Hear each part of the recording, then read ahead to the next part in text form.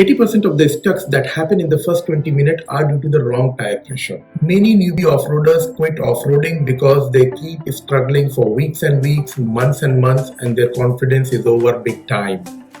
What if I give you one tip that gives you a very confident start?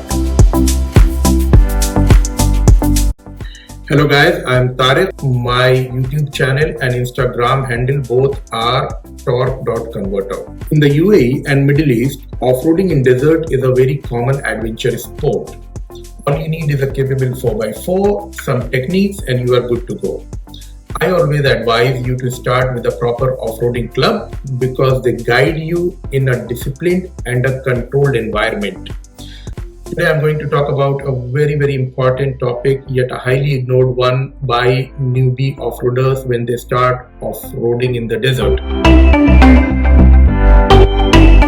I will also give you some tips which will help you big time. With my experience in conducting regular weekly drives, I have noticed that 80% of the stucks that happen in the first 20 minutes are due to the wrong tire pressure. Getting stuck in sand is not an issue. If you are a newbie, you will get stuck, and that's how you gradually learn. But I have seen that there are many newbies who struggle for weeks and weeks, months and months. They start losing confidence and then they end up in quitting this sport.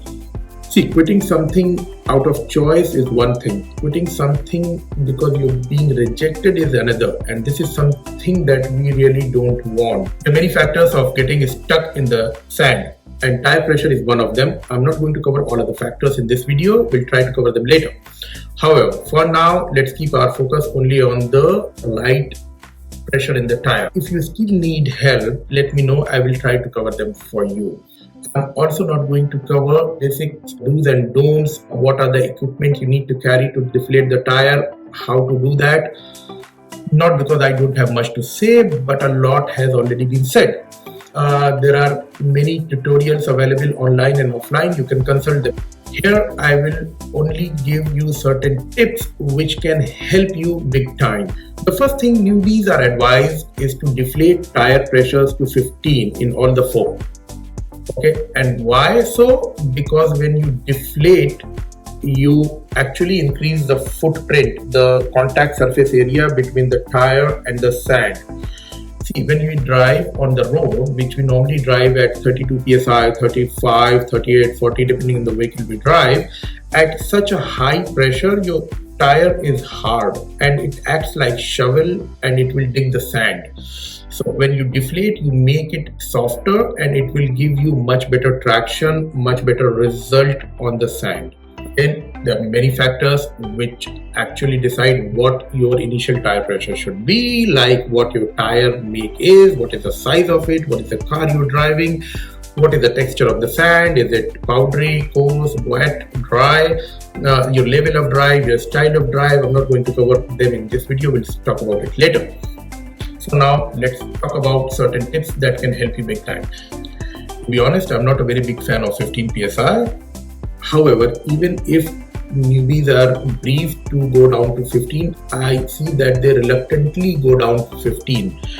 In many of the stucks, I have seen that people were driving at 17, 18, 20. I've seen people driving at 24 also. And to be honest, that's a complete no-no. Also keep in mind that when you drive for some time, let's say half an hour, and your air will expand.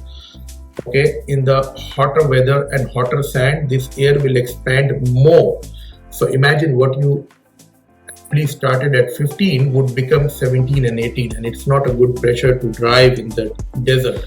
So you also need to recalibrate the air pressure when you have driven for half an hour, 40 minutes. Here comes my tip for the newbie off-roaders.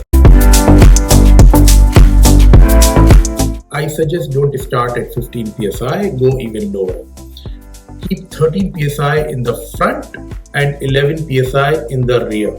This is for bigger cars which are in the weight range of Land Cruisers, Patrols, and for smaller cars you can go down even lower. I drive my Jeep Wrangler at 11 in the front and 10 in the rear, and this gives me good traction on most of the surfaces. Why slightly more PSI in the front? The answer is very simple, because your car has maximum weight in the front, your engine is in the front, your front two wheels they also swivel right and left, and they take the maximum amount of hit, and therefore the chances of tire popping out of the rim increases. However, this tip comes with a trap. So mostly newbie off-roaders, they have very lesser understanding of the terrain, the drive, the angles they need to take. So at such a lower pressure, what you need to ensure, you don't take sharp turns to avoid any pop-outs. All in all, the point I'm making is at high pressure, you will never get good traction and your car will struggle. You will never enjoy driving in the sand. Again, as I said, the combo of 13-11 or 11-10 will give you much better traction and a more confident start.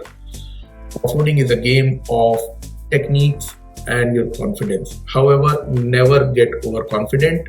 Remember, sand dunes are like ocean waves. They are not static, they are mobile, they don't appreciate someone riding over them. If this fact is not respected, they can be unforgiving. If you have right techniques, you can tame them and be friends with them. Always remember, there is a thin line between adventure and misadventure.